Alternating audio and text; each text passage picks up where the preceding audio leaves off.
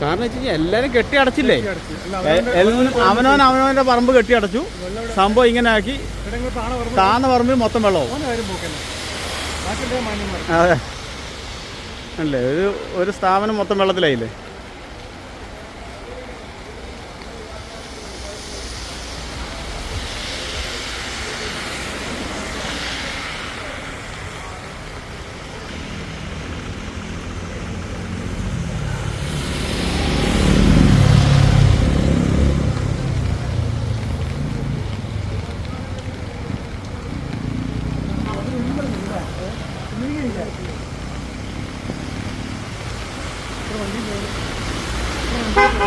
ഞങ്ങളുടെ വീഡിയോ കണ്ട ശേഷം ഞങ്ങളെ സപ്പോർട്ട് ചെയ്യാൻ മറക്കരുതേ.